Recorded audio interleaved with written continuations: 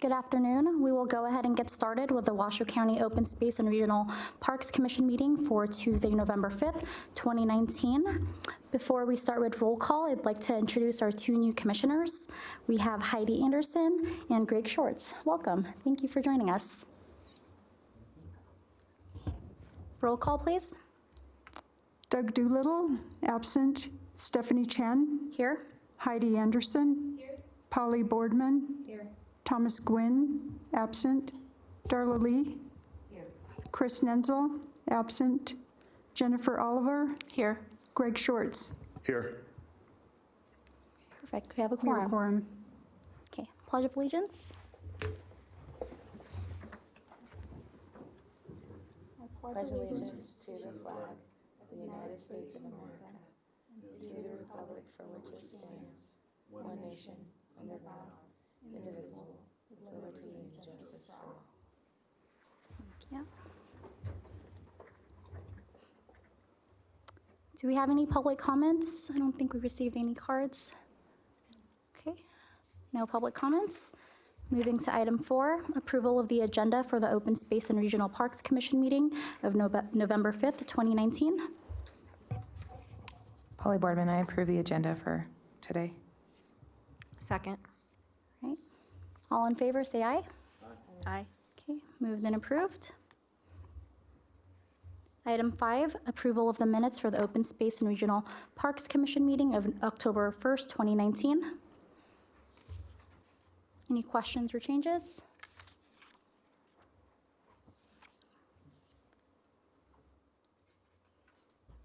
I move approval of the minutes. Do we have a second? Polly Boardman, second. Okay. Call for approval. All those in favor, say aye. Aye. Right, motion passes. Item 6, acknowledgement and recognition of park operations staff for their outstanding service and contributions to Washoe County. Okay, no updates there. Do we have an Eagle Scout presentation today? Nope. Moving along. Item 8, presentation on Washoe Golf Course and Sierra Golf Course operations. Good afternoon. For the record, Eric Crump with Washoe County's Community Services Department. So today we have Mike Mazzaferri with Maz Golf Management. He's going to give a presentation on golf operations for Sierra Sage Golf Course. He is our operator out there and has been for some time. Washoe Golf was unable to make it. We're going to reschedule them for the December Park Commission. But with that, I'd like to invite Mike Mazzaferri. And I will be available for questions after as well. Thank you, Eric. For the record, I'm Mike Mazzaferri, golf professional and operator at Sierra Sage Golf Course. So I put together a little PowerPoint, and it's pretty general. At any time, if you want to stop and ask me a question, feel free to just raise your hand and holler at me. So I'm just going to dive right in here, and basically what this is let's see. There we go. So this is some of the things that happened this year at Sierra Sage and our ongoing operations. So the first thing we always talk about is how our rounds are in compared to average. You know, how many users we've had and how many rounds of golf, and we kind of count everything in 18-hole equivalents. And if you remember, the winter and spring we had not so good. Our first quarter was well below average, and we dug ourselves a pretty big hole. Second quarter was pretty average as far as rounds went. We had the best June we ever had, but you know, it didn't seem to be enough to get us over the hump. And then the third quarter we were up. We had a nice summer, and the fourth quarter here we're looking pretty good. We're having a lot of good days in October, and November's been pretty nice so far. So we're just keeping our fingers crossed. We don't want to have a drought, but we'd like to have some nice days. So. And, you know, overall, our goal here in the last couple months is to get to average. After we had the winter we had and the spring we had, that seemed like it would have been impossible, but we're digging out pretty good. So it's not been a great year, but hopefully it's going to be average. So then we usually talk a little bit about revenue. And, you know, I think I said last year, we've had one price increase in 10 years. And when we took over in 2010, we actually lowered the prices from the previous years. And I think that's a statement to the golf market right now. With additional course closures and what's going on out there, I think you're gonna see rates starting to go up now, but it's been a kind of a golf now battle, third-party brokers selling tee times, and it's really a buyer's market out there, and it's been difficult to kind of bring a price increase when everybody else in the area has been lowering prices. So, and the rate, like I said, the rates are flat. They have been, and we've had one price increase in 10 years, and it was only a couple dollars. Course closures, we're seeing some increasing revenue now. The real goal here is, when you want to climb out of and increase revenues, creating new golfers. And we have some, and I'll get into it when we get into programming, we have some very aggressive junior programs and high school programs and teaching programs, and that's where really our new business is coming from, creating new golfers with the executive women's golf and all the things that we do. So we're talking, we haven't really we're talking internally about a small rate increase in 2020, a couple dollars around probably, and we realize we're the most affordable golf in Reno Sparks, so a dollar or two, we hear about it. Our seniors, many of our players on fixed incomes, and price is a big issue for them, so we take this pretty seriously, and really our goal is to not lose money, create some jobs, and create a good quality experience out there without without a big price increase. Promotional, for 10 years, we've promoted Sierra Sage, and I think this year we're gonna back off some of the marketing we've done. It was pretty amazing when we went there in 2010. A lot of people that had been fairly long-time residents of Northern Nevada didn't know Sierra Sage was there. It was like north of town, golfers didn't go that direction, but we do a variety of promotions. One of the things we do is around a golf certificate. We started this, I think, in 2011, so we're in our 9th or 10th year with it. And this year, we're gonna sell 7,000 rounds of golf, and we do it on Black Friday. And each golfer can buy up to 10 certificates, and they're good anytime in 2020, but if they don't expire, so if they don't use them, they can carry them forward. And basically, they bring it in and put it on the counter. It's good for a round of golf. If they ride in a cart, they have to pay additional, and if they buy a bucket of balls, they've got to pay for it. But this year, our Black Friday sale, we expect to start selling at 8 o'clock, and we think we'll sell the 7,000 rounds by noon, maybe 1 o'clock. It goes really fast, and it's very, very busy. And it's a nice revenue source for us, kind of going into winter, and for the most part, carries us through winter. And so that we're continuing that. This year we did some stuff with Fox, not the news, this should just say Fox, Channel 11. And if you've noticed, they do all the USGA events on Channel 11, the men's open, the women's open, the senior open. And we were pretty aggressive with some commercials during that, and we bought the Giants package from them. I think we did 7 games where we do 3 or 4 commercials a game, and we had a nice set of commercials we used during the Giants games. But because we did that, they gave us a nice package for the USGA events, so we had a really big exposure. I think we had 58 spots during the men's and women's US Open, and sometimes more than one on a commercial break, so it was really good for us. And we couldn't have done that without doing the Giants games. And then we do some cable. You'll see us on History Channel, ESPN, some of the different Spectrum channels. And then this year, we've never really done Groupon or any of those things because our rates are pretty low. And when we do those things, our rates get pretty ridiculously low, and we really can't afford to give anybody else a piece of that. And this year we did a trade out with KOH Radio, where they have a thing called Sweet Deals, where you can call in and buy 2 rounds of golf. And we did, I think, 100 rounds of golf for the price, 2 rounds for the price of 1. And then they trade us commercial, airtime on the radio. And KOH is pretty widely listened, and we did really well with that. They sold out in a couple hours, and they want to do it again next year, so I think we will. And then we're doing Thursday night football with ESPN and Lotus Radio, and that's a pretty popular thing. We just trade some golf for each game. We give a couple of rounds of golf, and we get some really nice exposure.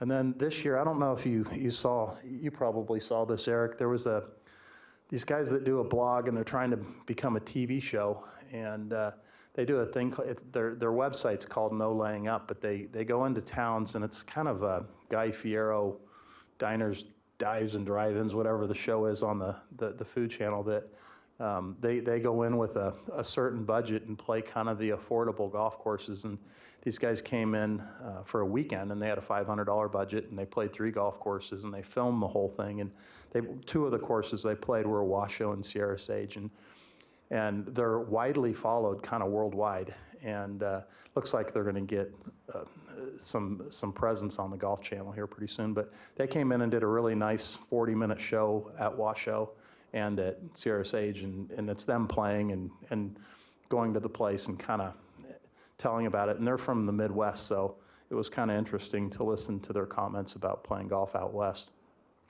But that's on our website too, if you ever want to watch the episode. One of the things we do that's really popular, and it's a big promotion for us, is on Saturdays and Sundays, the middle of May through the middle of September, we do a thing called Early Bird, where if you show up to play golf before 7 a.m., it's first come, first serve. And we literally have people there at 4:30 in the morning in the parking lot because they want to go first. And if they decide on Friday night, hey, let's go play golf, we'll just get up early. And it's not uncommon for us, and it's regular rates. It's not a discount or anything, but Saturday and Sunday, we'll get 60, 70 players off before 7 o'clock. And the mornings are so nice that, especially when it's hot. And we're kind of fortunate. We don't have houses right on top of us, so we can roll mowers. We only mow greens on the weekends and kind of rake our bunkers. So we can do that in the dark, kind of ahead of play. So not having houses around the course comes in handy with this program, and we're hitting it literally. I think at the height of the summer, we were hitting the ball at 5 a.m., and people were done playing golf by 7:30 or 8. So it's pretty, if you got to get to soccer or do something in the afternoon, it's a nice way to get your golf in first. And then during the week, we start at 6 a.m., and we do a discounted rate from 6 a.m. to 7 a.m., Monday through Friday. When we took over, this was really a tough kind of hour to sell, Monday through Friday before 7. And now we generally fill it up, and we reduce the rates. And we're going to reduce them this next year still, but not as much as we have in the past because it's selling out all the time. And then we do a thing in the afternoons every day called the More the Merrier. If you come in and you're by yourself, you pay a certain amount.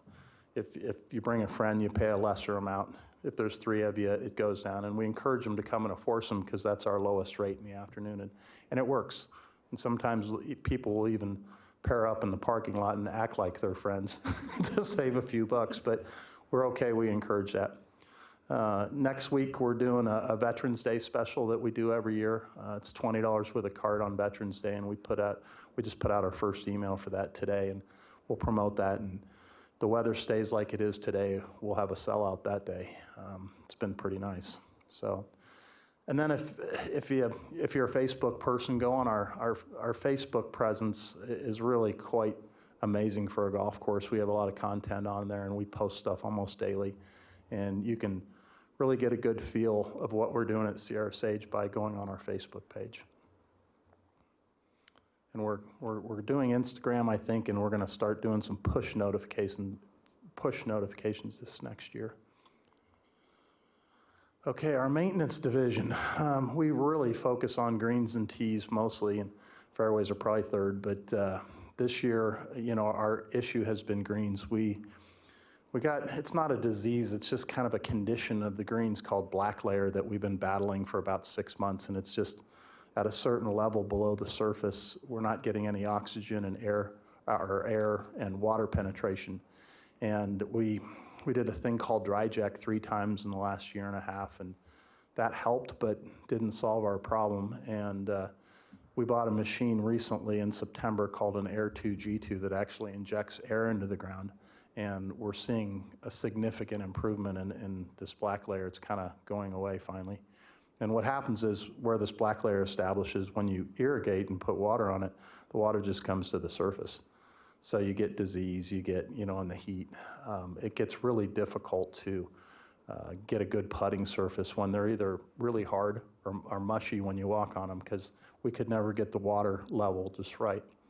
So the other thing we do is we've been verticutting more than usual.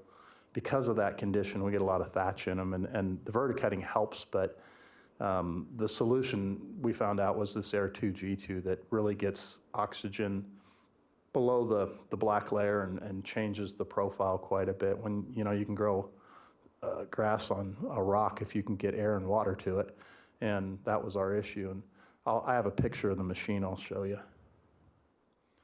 And then our tees and fairways, we've continued to be aggressive with aerification and verticutting, and I think every single year since we've been there, our tees and fairways have improved significantly, and to the point where I'm almost happy with them now, and my standards are pretty high. And so the other thing we're doing this year, there's a little monument on the tee boxes, and we actually made our tee boxes smaller, some of them, and these monuments have been there for a long time, and it's just a little marker that tells you the blue yardage on this hole was measured from here, and it's got the Northern Nevada Golf Association logo on it and stuff. It's a brass. And we're moving all of those so that they're actually centered and in the right spots on our tee boxes. So that's been kind of a season-long project, getting all it, because there's 4 of them on every hole, and you have to dig a hole and dig this thing out of the ground and move it. And then irrigation improvements. Last year we did a pretty big pump and computer upgrade to our pump house, and this year we had to pull a small pump and replace a pump, so those have been ongoing. We've got over 2,000 sprinkler heads on our course, and we found out we had some that were either half overgrown or completely overgrown on the perimeters especially, and we literally had a season-long trimming party where we had 2 people just trimming around heads, and in some cases we had to raise heads up that were too low, they wouldn't spray correctly, and that's pretty common. I think when you put irrigation in, it settles, and you know, pretty soon the sprinkler head's not at the right level anymore, and you've got to go do some trimming or adjusting. The other thing we did this year, we did some last year, we did more this year. We put another aerator and some additional outlets in our pond that release oxygen. As Eric knows, you could pretty much, we saw ducks walking across our pond last year. We had such an algae and a bloom of you know, all kinds of stuff underwater. And so we got very aggressive with oxygen, releasing oxygen through hoses and aerator, you know, these big pumps. And it's worked quite a bit. Plus the other thing we've done is stocked the lake, and it does have reclaimed water in it, but we put a variety of native carp, some Asiatic carp that are big algae eaters, put bluegill, bass, and catfish in there, and we're seeing, along with a pretty big stock of minnows, so all these fish have food. And we're starting to see, we had pelicans on the pond the other day. We've never seen pelicans before. We've seen night herons and blue herons and some of the fish-eating birds for the first time. But for the big reason we did it was to clean up this pond, you know, because it was just caused us some pump problems last year. Our intake for our computer, or for our irrigation systems underneath the pond at the bottom, and when it fills up with algae, we had to put in a new intake and drain the entire pond last year to kind of fix that problem. This year, probably the biggest project we're doing is a turf nursery. And like I was telling Eric the other day, we'll have an issue with a green where we get a bad spot, or we have a hydraulic leak in a mower or something, and we need a piece of sod this big, and it's on a putting green, and that sod is hard to find, and nobody's going to bring you one piece of it. And just patching things on tee boxes and in fairways. And so we finally, after 10 years, bit the bullet, and we're putting in a 130 by 130 square foot area on the old 11th tee. And we had plenty of space there, but we didn't have irrigation, so we're putting in irrigation, and we're gonna put in a turf nursery, and that's a big deal for us, because then we can go cut one piece of sod when we need it, or we can cut an extra big cup out of the putting green portion of it and patch something, and we were always seeding things, and seed sometimes takes and sometimes it doesn't. And when you put a piece of sod in and do a good job with it, it's almost instantaneous. It looks better. And then we put in, and I have a couple pictures at the end. We were finishing it today. We poured a 150-foot long concrete pad, and we're putting mats in, so we're not hitting off grass all year. And we have for the last 10 years hit off grass all winter, and it's just really difficult because when you're busy and people are hitting off dormant grass, you know, in the summer we sand and seed it a couple times a week and keep moving the tee boxes every day, and we can keep turf on it. But the wintertime, it's just too hard, and so we put in some mat. If you've ever been to Grand Sierra, or a lot of these driving ranges have mats, and I can't stand to hit off mats, but it's kind of a necessary evil in the winter because the grass is dormant. So the turf nursery and the driving range tee box were pretty much our big projects this year. And these are some of the programs in hosted golf. When I say hosted, it doesn't count for much revenue. Sometimes we make a little, but usually not. We have a big junior league presence, and we have a team of kids we had 18 kids this year, and 12 of them make the team and travel each week, and they go play at other courses in the area that have junior league teams. And when I was a kid, it used to be called Interclub, but the PGA brought it back about 4 or 5 years ago, and it's really fun because the kids travel every Sunday afternoon. They either play a match at our place against one of these other clubs, or they get to go. And our kids have been to Montreux and Hidden Valley and Somerset, and I think they punish the Montreux kids and send them to Sierra Sage when they do, you know. But we have more fun anyway. But the kids are really enjoying it, and it's an interesting format where the kids don't have to shoot a score. And I don't think I've seen kids really have as much fun because there's not the pressure to shoot a number, and they're just out playing golf, and a lot of laughs and giggles. The first tee, of course, I started the first tee in Northern Nevada with my wife in '99, and it's grown to a big presence. At one point, I don't even remember what year it was, but at one point we had more kids in programming than any other first tee site in the country, and there's 176 of them, I think, now. But that year we had programming at DeAndrea, Northgate, and Wild Creek, and that's causing us problems now. I think most of the programming is at Sierra Sage and Washoe now, and we're not going to be able to handle the capacity, but we do the best we can. A lot of classes and a lot of kids. And then we host the North Valley High School teams, the boys and the girls, but the last 3 years or so, we're the mountain some of these other places like Loyalton, Truckee, and Portola, especially the boys that play in the spring, they've been under snow. You know, the Truckee boys wouldn't even get to play if we didn't give them some space and allow them to hit balls and play. So our high school program has really, I think we do more for high school golf than any course in Northern Nevada.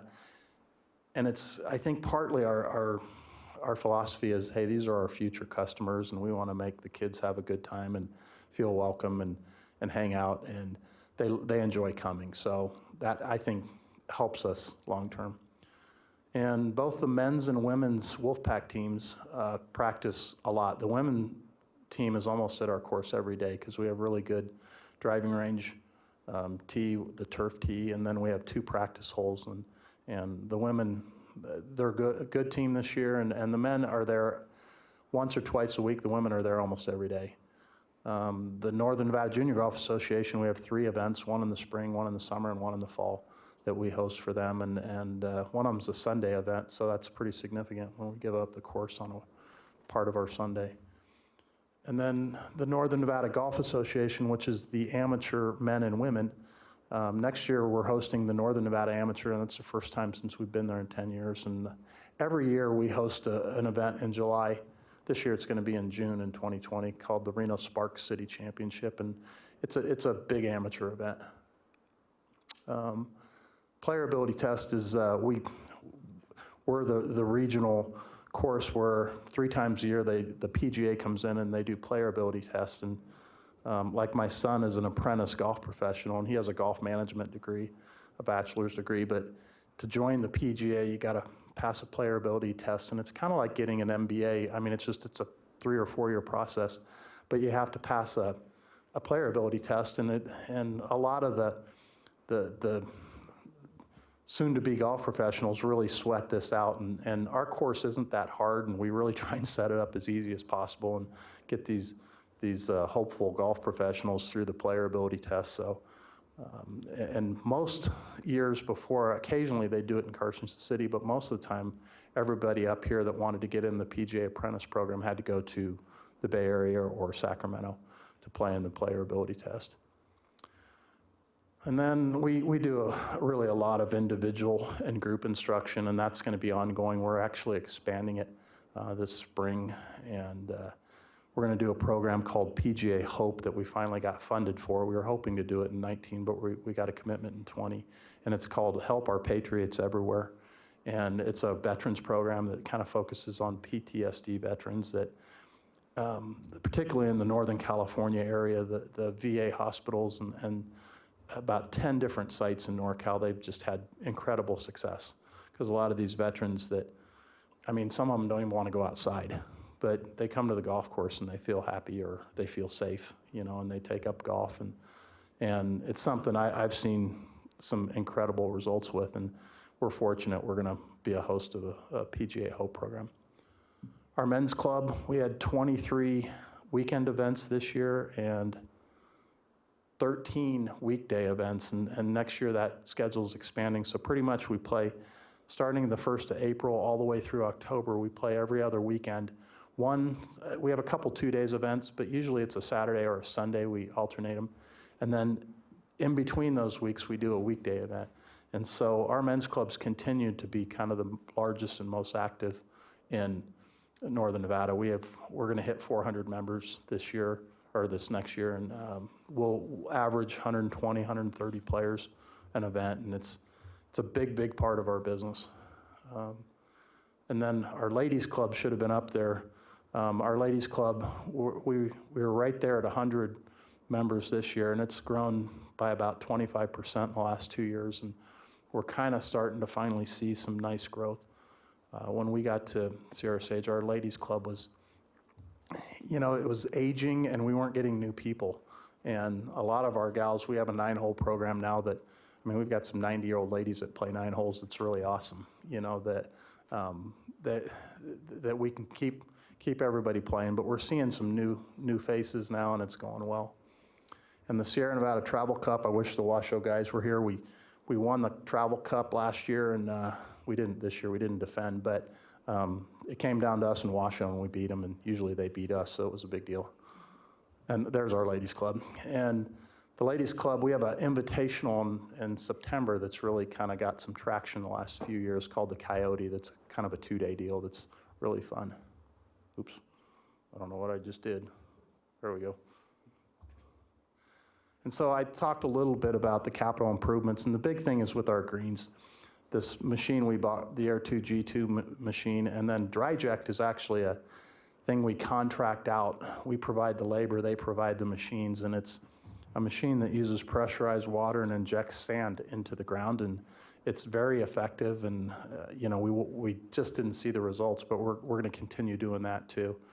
And obviously, I talked about the range and the mats that we did in the turf nursery, and so those are kind of our main focus this year, with spending additional money on things that are really needed. And then that's the Air 2 G2 machine, and it's a machine that has, you can't really see it, there's 3 probes that go in the ground, and we're at the 9-inch level now where it puts a probe in the ground and puts pressurized air across, and you can actually see the ground come up. And it's been, like I said earlier, very, very effective. With people noticed instantly because the water started moving through the profile instead of coming back up to the top. And I wish I would have bought one of these machines 2 years ago when they first came out. And that's the other machine, that's the DryJect, and that machine you fill, and it shoots a hole in the ground with pressurized air, and then a piston fires sand into the hole, and that green, for example, when we tested it, we put 3 tons of sand, 6,000 pounds of sand in the ground, and all of it went in the ground. And when we aerified conventionally, a lot of it ends up on top and we mow it off. It's hard to get it all in the hole. And the combination of these 2 things, I think, is finally getting us to a point where our greens are going to be up to standard. That's today on our driving range. There's our new pad. We're installing the dividers and the mats, and we're not done with it, of course. We've got some landscaping and some things to do in behind it, but we expect to have that open by the weekend, and then we don't have to use our tee box there. You can see people out hitting on the tee, and everybody would much rather hit off grass, but it's just not feasible when we go dormant. That was our men's club kickoff tournament in March. We had 150 players. Our ladies club, that was one of the ladies clinics we did, with a bunch of clinics on Friday nights.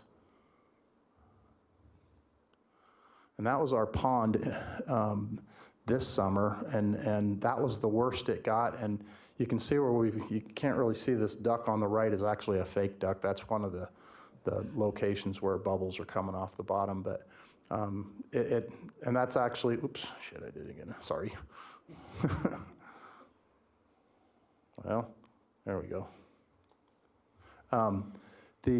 We're seeing some birds. Like I said, we've got pelicans and night herons and a variety of birds that are kind of fish eaters, and we've never seen that before. So with that, that's kind of a quick review of what's going on there this year. This is a little video that we do a memory book every year, and we're just working on 19. We sent it out at Christmas time.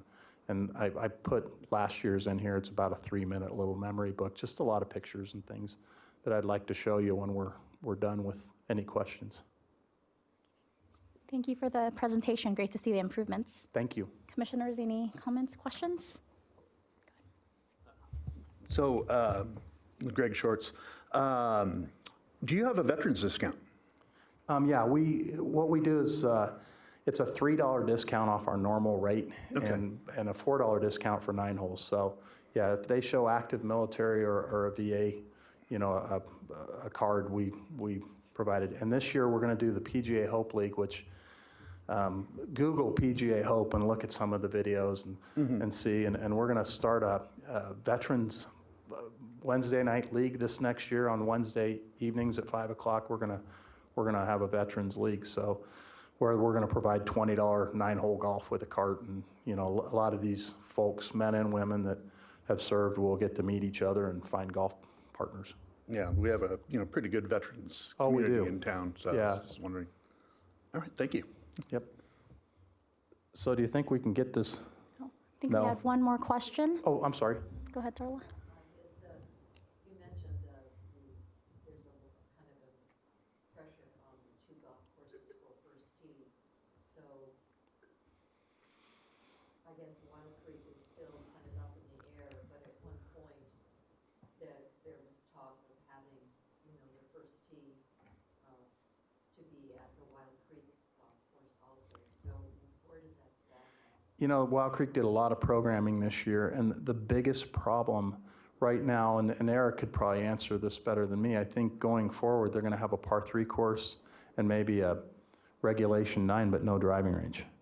And they're going to need some area to teach if they're going to do first tee there, whether it be a driving range or a little half acre of grass where they could hit foam balls or something to instruct. And if they can't get that done there and do some kind of instruction, then it's going to be really difficult. Like I said, DeAndrea was the home course of first tee when it was there, and it expanded into 7 other golf courses, and we had huge programming, and the bulk of it was at Northgate, Wild Creek, and DeAndrea, and all those courses are now gone.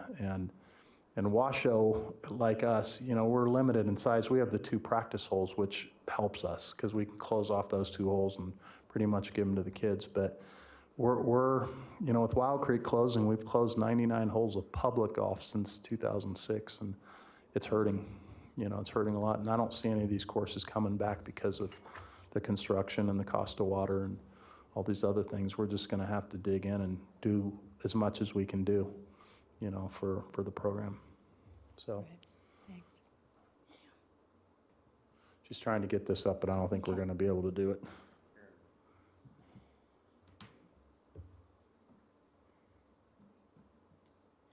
No. But the weather's helping us out right now. Boy, it was nice out there today, 70 degrees and calm, and A lot better than last year. Oh, there you go. You got it up somehow there. And there is music to it, but this is just,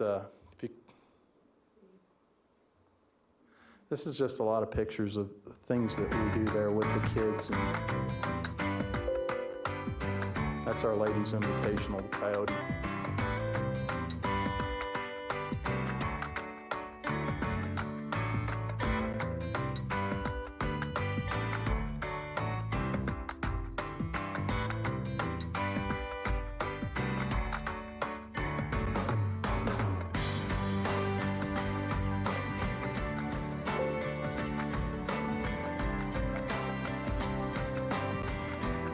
This was a bus trip we did up to Grizzly Ranch.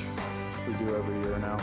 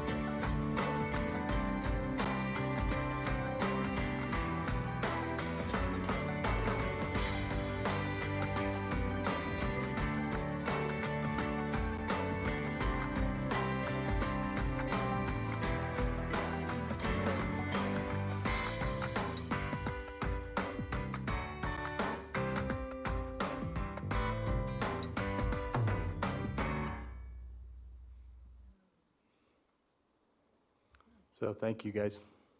Thank you. Okay. All right. Going. Item 9, presentation on May Center Annual Report. Constantly slicing the ball can really take the fun out of the game. You start to doubt yourself before you even step up to the ball. Good afternoon, Vice Chair, Commissioners, and staff. For the record, Colleen Wallace-Barnum, Park Operations Superintendent. We're going to be talking about the May Center Annual Report, and you guys all got your bound copies. Just to give a little bit of history, the Woodward May Foundation has been supporting the May Center since 1983. The May Center consists of the Arboretum and Botanical Garden, the museum, and then the Great Basin Adventure at one time. Operations actually ceased after September of 2010 due to the economic recession. Currently, that area is now known as the Nevada Farms and Families and is being managed by park staff. So it was just incorporated as part of the park after 2010. We have an annual meeting every year with the May Foundation. It provides staff really the opportunity to meet with the foundation, review the accomplishments for each fiscal year. So you'll see July 1st to June 30th is when we do our report. That's the county's fiscal year. And it just helps because it kind of keeps all of our numbers in order as we move through the year. So I wanted to just highlight some of those items in the report that were, significant for fiscal year 2019. The Arboretum and Botanical Garden highlights. On page 2, it shows some information about attendance. I think the biggest thing to note is that attendance actually increased by 53% due to the Dragon Lights Reno event. Normally, they have about 70 to 75,000 visitors annually, and Dragon Lights Reno brought in 62,000 visitors in a 5-week period, which was significant. So these are just some pictures to highlight of the Dragon Lights event. Okay, next on page 21. I want to make sure we were talking about the Arboretum educator position. This is actually a position, it's an AmeriCorps position that flows through the Truckee Meadows Parks Foundation. And basically, the position has allowed for a significant amount of public programming to take place within the Arboretum, and outreach to children and families and really people of all ages, from 500 to 2,151. So that's what a four times 400% increase in 1 year. So they only really ever did one program a year without this Arboretum educator. And since that Arboretum educator position has been available, they've done 13 different programs.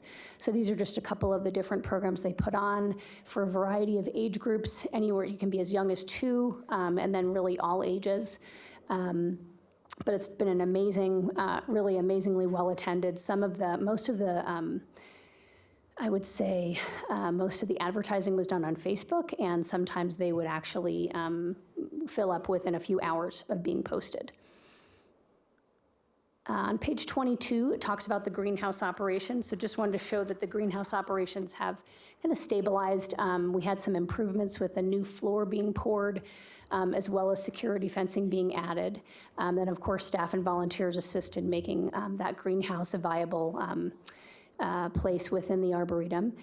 We actually grew out 5,000 plants for Washoe County Schools, for Washoe County Parks, and for the May Arboretum Society plant sale. And this is just a great picture of the tables with some viable plants out there, and then some volunteers and actually board members from the May Arboretum Society helping with the plants. Page 34 and 35, we've got information about the Burke and Honey Garden upgrades. Both of those upgrades, I would say, were probably in the range of, between the two of them, about $60,000. The May Arboretum Society funded the Burke Garden upgrade, and then the Washoe County supported the Honey Garden upgrade, and that was mostly just getting a new pump and filtration system set up. We never really had the appropriate sized pump in there, so that really was a long time coming upgrade. So it's nice to see those upgrades. And then just some statistics to go over with you. Real basic, we'll keep it high level. Really, the donations are increasing in addition to rentals, and rentals are actually the same for the last 2 fiscal years. You can see we do a 5-year trend in the report. Honey's garden clearly is more than double all of the other gardens combined. You'll see a price increase, or the amount of money we're earning increase, but that was due to our fee increase this last year. So that's why the monies are higher from fiscal year 18 to 19.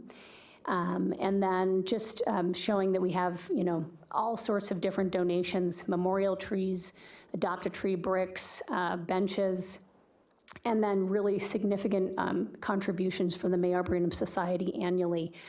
Looks like we're at about almost $175,000 from the May Arboretum Society this year alone, or this fiscal year 19. So really great contributions, not only from the Dragon Lights Reno proceeds, but also from our donation sources. And not to be, I actually wanted to save the best for last, which was our volunteer hours and the volunteer value of those hours. Over the years, you can see that since we had that economic recession, the amount of volunteer hours has increased substantially. This fiscal year 19, we had 5,098 hours of volunteer hours alone, and that actually equates to about $114,973, which is significant. I can't tell you how much that means to the Arboretum. They wouldn't be able to support their function without those hours that are contributed by the volunteers. So big thank you to those volunteers. May Museum highlights. So one of the things I think we wanted to talk about with the report is what was significant this year as opposed to some previous years is that they've had ongoing exhibits throughout the year, which has been great. It's been keeping the museum vibrant every couple of months. You've got a new exhibit coming in. It just keeps things alive. The main exhibit this last year, 19, was The Lost World of Dragons. It was really popular. You know, Game of Thrones was happening, and then we had, I think, How to Train Your Dragon 2 movie came out, so young and old people were out there wanting to learn more about dragons. It was kind of a neat exhibit. And then we had 2 different small exhibits, Small Expressions and then New Directions. And then some more exhibits that both curator Samantha Szorska and also Christy Lyde put together is Work, Fight, Give, Art de Triomphe, and Tuba Christmas. I would say that's an annual program. I wouldn't necessarily say it's an exhibit, but it is part of the Sierra Watercolor Society exhibit in this Christmas time. Finally, another exhibit from May to June was Seeds of Inspiration. That's another Sierra Watercolors exhibit. And then, you know, they do lots of different programming throughout the year. Just an example of something unique is Yule Steam Expo, and that's going to be happening again. If you're interested, it'll happen again just in a couple of weeks. Some statistics for the museum. Just wanted to make sure we mentioned the significant one, let me see if I can point it out on here, is probably to look at gift store. We actually had $64,000 in gross sales, and that is a huge increase for the gift store. And just between the different buying that they do at some of the different shows in Las Vegas, both Samantha and Christy attend those, and it's just a great opportunity to find out what else is out there and makes the gift store a vibrant place to do holiday shopping. And if you want to do holiday shopping, the gift store is a great place to do it. So that is some statistics I wanted to go over with the museum. And then general financials, page 66 and 67. Some pie charts here, total revenue, total expense. You can see that total revenue, the May Foundation provides about 45% of that revenue stream that that's from their support that they've given annually since 1983. And then there's a combination of other revenues from admissions, donations, contracts, the gift store, and then, of course, facility reservations. And then if you go over to the expenses, the majority of expenses, 47% are the salaries of staff, operating supplies and services, and then, of course, employee benefits. So the vast majority of the expenses is staff. And page 73 and 77. It's always important to show the May Foundation that Washoe County does also financially support the museum and the Arboretum. And these are a combination of supported projects both through the foundation and then through the county's general fund. So that's always a good thing to note on an annual basis. We try to make sure we show that to the foundation as well, because we're committed, obviously, it's a county facility. Regardless of their support, we're going to make sure we're putting our general fund money towards that as well. And then this just shows a trend, small trend upwards, where you can see the majority of the expenses are going to be staff related, and that's just basically higher cost of living increases, higher cost for health benefits for employees, and that's been sort of, you can see that upward trend over the last couple of years, and that will probably continue into 2020. That is all I had for the May Foundation report. Any questions? Thank you, Colleen. Any questions? So I was looking at your volunteer value and your volunteer hours, and it's not significant, but I do see that there is kind of a steady drop off of those hours. Do you have any reason for that? Any idea as to what might be driving that? Is that something you need to be working on promoting more? Or? I don't know. It sounds like we had a program for volunteers, and it actually is in here. There's volunteering recruiting and training, and we're trying something new this year in 2020, so I'm glad you brought that up.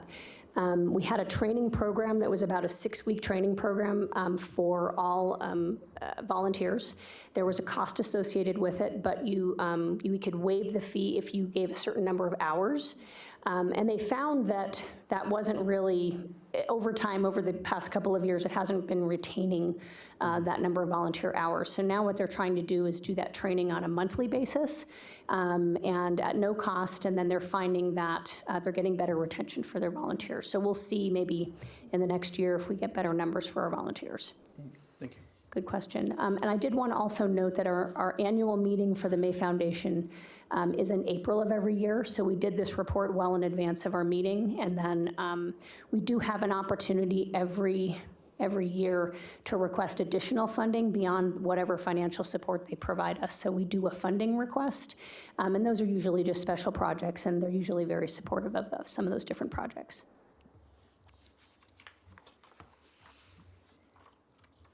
Other questions? No? Okay, thank you, Colleen. You bet. And then item 10, I think you're presenting Program Park of the Month date. Yep, that's me. Again, for the record, Colleen Wallace-Barnum, Park Operations Superintendent. Wanted to go through the trails and trailheads of Washoe County. So in regional parks and open space, we have total miles of trail. We have 166 miles of trail. Many of the trails are within regional parks and neighborhood parks, believe it or not. So the trails, the mileage of trails, that's going to be a soft surface trail, a paved trail, and perhaps even a concrete pathway in our parks. Some begin at trailheads and actually enter into other public lands. So I'm going to walk you through a couple of the pages on our website, because we actually have really good resources on our website to find out more information about trails. If you click on trails on our website, you're going to find a couple different options here. We actually have trail maps available for a variety of different trailheads and regional parks. Trail resource tab, that's going to be links to other agencies like the BLM, the Forest Service, maybe the Tahoe Pyramid Trail, other agencies, City of Reno, City of Sparks that manage trails as well. And then there's a Trails Challenge tab. That Trails Challenge tab is actually the Trails Challenge is put on through the Truckee Meadows Parks Foundation, and the Trails Challenge is something that is ongoing throughout the year. It's actually a program that Commissioner Jung supports for Washoe County employees and has for a few years now. And so there's a fee associated with the Trails Challenge, but if you're a county employee, you can actually waive that fee. And it's a great way to get out there and see some of the different parks. And with the Trails Challenge, they have set hikes, but then it's also self-paced. You can do it on your own as part of the Trails Challenge. And then on the picture, the right-hand side of the slide is the Truckee Meadows Trails Guide, and I provided one for you. If you already have one, please give it to a friend or somebody you think would be interested. This is a great trails guide. We did this back in probably 2010-ish, and we've already reprinted it once. And we print, I think, 25,000, if not more, so we printed quite a few of them. They are at a variety of locations throughout our community, and if you know anybody that would like some, let us know. We do have cases of them to actually give to people. So that's just one option of finding out about trails on our website. And then the Truckee Meadows Parks Directory, this is actually something that was put together from the Washoe County Health District. And the neat part about this particular resource is that it's really not, it's not specific to an agency. It's actually any trail or any park or any sports field throughout the community. So if you're interested in hiking somewhere new Truckee, it might show you some trails in Truckee. So it's really a great resource, and you can certainly take a look at it. That's just a screenshot that I did of just if I hit a trail finder, how I would find a trail near me. So that's another resource for trails. So I'm going to go south to north for trails and trailheads that we manage within Washoe County. As I was going through all the trailheads, I realized that you'll see that some of them, when they were dedicated and when we brought them on, were all about 2004 and on. And a lot of these were either land that was purchased and or the trailheads were created due to either funding from the WC1, which was the 2000 bond, or it was SQ1. If it was on the river, it had to do with either land acquisition, or some of our trailheads were built with some of those monies. So just so you know, that's kind of how these all came about. Davis Creek Park, the Ophir Creek Trail has been there as long as the park has been there, since 1969.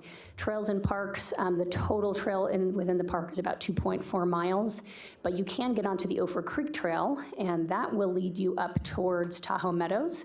That's about 7.5 miles one way, so round trip, you're looking at 15 miles. It's a pretty good hike, but it is absolutely spectacular. You hit Price Lakes up there, and it is really quite lovely. Great views of Slide Mountain, and that's a great view from the trailhead down in the parking lot of Slide Mountain there. And then Browns Creek Trailhead, trail construction on that was between 2006 and 2009. It was a cooperative partnership with the St. James Village to create the trail system. And if any of you have built trail, it's really hard work, so it can take years and years for these trails to get built. So when I say it was a cooperative partnership, we also probably did many volunteer trail building events and could have hired Great Basin Institute. They have some trail crews that do trail building as well. And the total trails at this trailhead is about 4.5 miles. Galena Creek Trailhead is on Callahan Ranch Road. It begins at Callahan Park, and it travels along Galena Creek west to the Mount Rose Highway. It's about 2.25 miles. We eventually want to connect it to the Galena Creek Park, but crossing the Mount Rose Highway is dodgy at best. So we would love to see a pedestrian accessible bridge crossing under the Mount Rose Highway. There actually is a pedestrian undercrossing at Joy Lake Road, and we'd like to see that exact same type of bridge there on the Mount Rose Highway. And we'd have to partner with NDOT and put in a request to them, and I believe that has already been done, but it takes a while. But that is actually the way we want to get there and connect into Galena Creek Park. And once you get into Galena Creek Park, you've got a vast array of trails. The Jones Creek Whites Creek Loop Trail is 9.2 miles, gets into the Mount Rose Wilderness. That can start at Galena Creek Park. The 3 other small trails within the park are about a total of 3.3 miles. And then Whites Creek and Thomas Creek trails over here, Timberline Road, those are off of Timberline Road. So you've got a wide variety of trails. You can continue up Whites Creek, you can continue up Thomas Creek, and then the Dry Pond Trail actually connects the two for a nice loop. We do have a memorandum of understanding with the Forest Service for the management of the Whites and Thomas Creek trailheads. Basically, county park staff manage it on a daily basis. You know, there's restrooms, so they manage restrooms and dog waste containers. And then we also have, some gate management to some degree on both of those trailheads. And then, which really basically just close in the wintertime when there's snow, and then they reopen in the spring. And then the Forest Service takes care of the big, either road grading or repaving of roads or anything like that, or if we had to replace the restrooms or replace big features. Those trailheads, Whites Creek and Thomas Creek trailheads, the ones on Timberline, were dedicated in 2003. Ballardini Trailhead. This trailhead opened in 2014. There's 3 trails that total about 4.7 miles. And then just so you know, there is a proposed trail that will connect south to the Thomas Creek Trailhead. We need to get another about 3.5 miles in there to get to Thomas Creek Trailhead. And then heading north, we can actually head north towards Hunter Creek or the Michael D. Thompson Trailhead, and that's about 13.5 miles of trail. But it is on the books for the Forest Service and for us, and actually we're trying to get going on the NEPA process on that now. Bartley Ranch and Anderson Parks. This is just some regional parks that have some trail components to them. There's actually 5 trails within those 2 parks. Total length is about 4 miles. Really popular for runs, walks, and biking special events. Michael D. Thompson Trailhead is in West Reno, connects with Steamboat Ditch to the east. It was dedicated in 2008, and a very small portion of it, about a 1/4 mile, is on county property. And then it really connects once you cross Hunter Creek. It connects, and this was the bridge. Joanne gave an update last meeting. This was the bridge that was just recently built. Connects to the Forest Service public lands and Mount Rose Wilderness within about a 1/4 mile. So it's actually probably the closest you can get to wilderness in the area. Huffraker Hills Trailhead opened in 2005. There's 4 different trails out of that trailhead, 2.8 miles total. This trailhead has phenomenal views of Mount Rose. That picture with the snow on the Cap Mountains, that's a nice, beautiful hike in the wintertime. It's a really fun early spring hike for wildflowers. It's a nice one for wildflowers in the spring, so. East Keystone Canyon Trailhead. So we have 2. You might hear east and you might hear west. So the East Keystone Canyon Trailhead is non-motorized. West Keystone Canyon Trailhead is motorized. The motorized trailhead is managed by the Forest Service, dedicated in 2004. And we, again, have a very small portion. If you look at the trail right in there, we only have a real small portion of trail. That kind of lighter area that you can see outlined, that's county land, and then you get into Forest Service right here. But we do have a portion of trail there at East Keystone Canyon Trailhead. And then in the same general vicinity is Evans Creek Trail and Evans Canyon Trail. Those are gonna be kind of over by you can either start at Rancho, actually, kind of by the museum parking lot, but you can also park over by the Basque Monument. Reno Sports Complex is right there. And then you can start the hike for Evans Canyon there. That was dedicated, again, in 2004. And then, of course, the trails within Rancho. There's about 5 different trails for a total of 5.5 miles. And many of the trails are used for running, biking, special events in the region, including we've had national cross-country races in addition to our national cyclocross event that happened in 2018. We just recently did a reroute of a section of Evans Creek Trail over by the wetland, and we are planning another new section of trails. So there's some evolving trails that are happening at Rancho.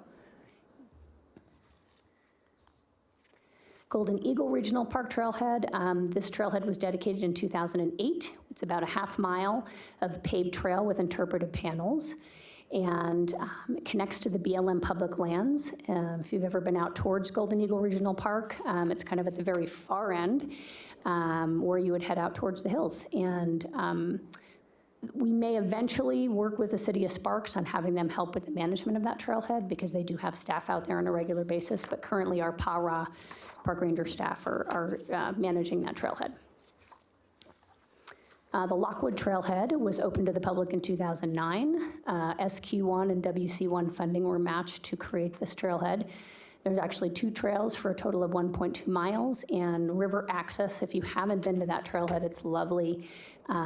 It's a real nice, easy walk, and the put-in area where at Lockwood is really, it's a nice hardened surface. We have seen some flooding. It was built in the floodplain, so when we do have floods on the river, we definitely experience some issues there, but we usually get it cleaned up, and it's looking really good right now. North Valley's Regional Park Trails. This is our newest trail system, open to the public. Oh, no, it's not the newest. I take that back. Open to the public in 2018.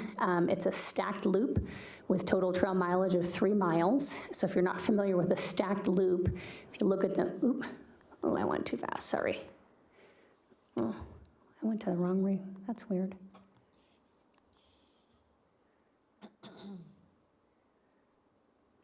Okay, we'll get back to the track. I don't know what happened. I clicked something. Kathy might have to save me. Somehow it went back to the other report. But a stacked loop is usually like a mountain bike, a specific type of trail, although these trails, most of the trails I'm talking about are multi-use trails as well, so hiking, biking, and equestrian to some degree. And then, just so you're aware, the stacked loop, you kind of go from an easy loop system, and then if you're feeling like, hey, that wasn't too bad, I'm going to go to the intermediate level, and then I'm going to go to the advanced level. So it's almost like trails on a ski run. You know, you have green, blue, and black. And I've seen that at a couple different trail systems. And it's kind of a nice way to really introduce maybe young people into mountain biking, and we'll get through there. So thanks, Kathy. She saved me. We'll get through these slides. And if you haven't been on that trail system, we did do one of our Walk with Washoe at that trail. And it's really a pretty view of Peavine and a great place to take kids You know, if there's, maybe they have siblings playing in the sports fields over here, you can take them over and get some energy out on the trails. And then this is the most recent trail that we have, the East Shore Trail. So it opened to the public in June of 2019, otherwise known as the Impossible Trail. It is 3 miles from Tunnel Creek to Sand Harbor. This is a picture of Governor Sisolak helping cut the ribbon. And if you haven't been up on that trail, I highly recommend it. I did go up on Nevada Day, and it was really busy. I know they've talked about tens of thousands of people already. They do have some pedestrian counters to count the number of people on this trail, and it's pretty incredible how many people are checking it out, which is wonderful. That was a long time in the making. There were 20 different partners to make that happen. And then this is an example. We don't really manage this trail, Parks. The management effort on Washoe County's end is really going to be the effort of roads, because there's going to be road maintenance. It's a paved path. So there's going to be maintenance from the road's perspective that'll have to take place. It's not going to be paved, or excuse me, not going to be plowed in the wintertime, so there's no plowing that'll take place on this trail. But we will do some clearing of debris and whatnot over time. So there's a trail, there's 3 parking pods at that trailhead, and we're working on getting some, it'll actually be, you'll have to pay a fee to park there, and the fee, the money collected from that, that fee will go right back into the maintenance of the trail. So right now, just a cooperative effort for Parks and Parks and Roads within our Community Services Department. A good example of it is, you know, they don't know about portable restrooms and, you know, making sure we have trash receptacles for, you know, for the public that are there. And we agreed to also do those things. So, you know, Parks is making sure we have a contract for portable restrooms and for dumpsters to be up there, bear-proof dumpsters, mind you. And so that's kind of our piece of it. So it's a real small piece of the maintenance of it, but it is a pretty amazing place if you haven't been up there yet. So, and that is all I have for the trails within Washoe County. Does anybody have any questions? Thank you, Colleen. You bet. I have one of these. I've had it in my car since it came out, so I love these. Thank you. Great. I had a question on, speaking of the restrooms at East Shore, is it Memorial Point where those bathrooms are? Is that the name of that, like, rest stop that's between? That is. Has there been a major impact, and who maintains that restroom? Excellent question. That is State Parks. The vast majority of this trail system is actually on State Parks land. They created an additional pit toilet at Hidden Beach. And then there's the Memorial Point restroom, and then, of course, Sand Harbor. So there's 3 public restrooms along the trail, and then there are public restrooms during peak season, which would probably be May through October, at the trailhead as well.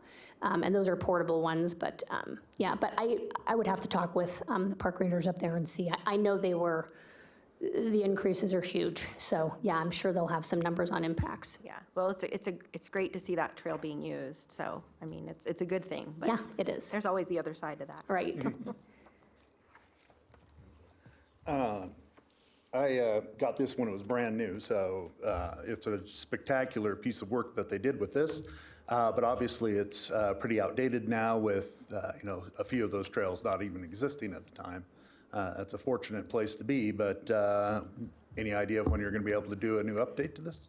You know, I don't know of an update to it, because reprinting it was fairly simple, because we weren't changing any of the typesets. So it was just really literally the printing cost, but I will find out if we have some plans for getting some better, you know, trail guides for people that's updated, so. I'll have to get back with you on that, but it's a good question. There is a lot. I mean, it is outdated to some degree, yes. It's a very fortunate place to be that we have so many new trails, but.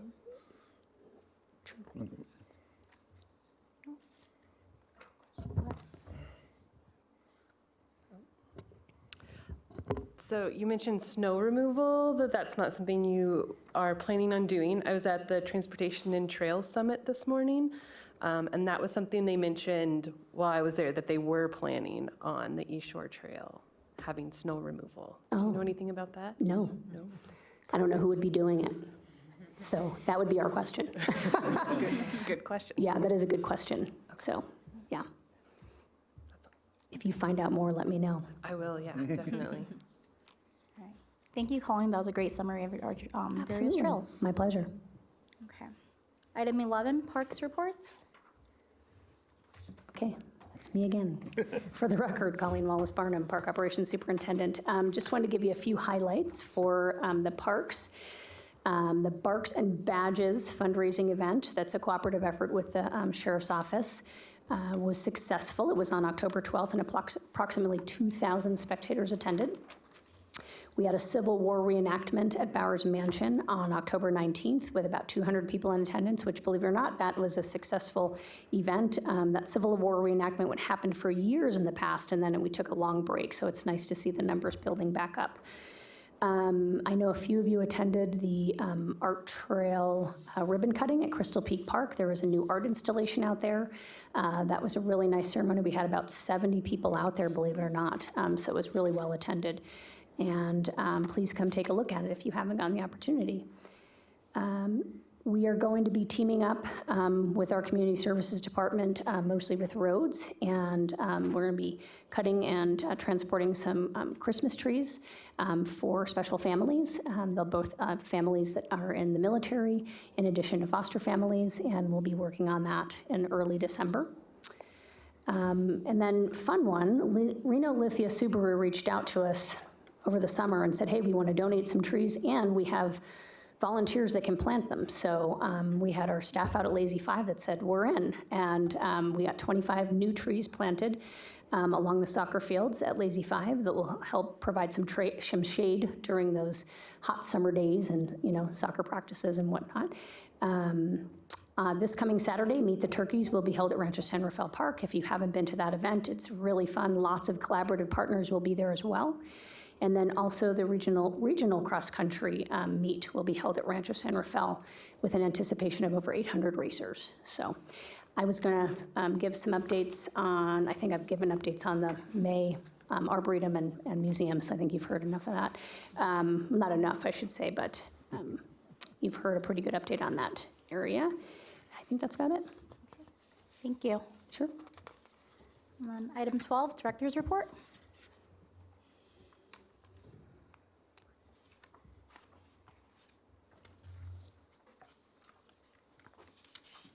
Sophia Kirschenman, Park Planner with Washoe County. I am obviously not the director. Dave Solaro and Eric Crump were called away to an agency review meeting for the next BCC meeting that is on Tuesday. It's a little bit off this week because there's a holiday, so they had to do it a day early. So they did apologize for missing. But I have a couple of quick updates from recent Board of County Commissioner action. On October 8th, the Board of County Commissioners did approve the appointment of our two new Parks and Open Space Commissioners, Heidi Anderson and Greg Shorts. So we just wanted to welcome you both to the commission. We're grateful for your service and look forward to your contributions and guidance and input. Don't look so nervous there, it's gonna be great. Yeah, so welcome, thanks for being here.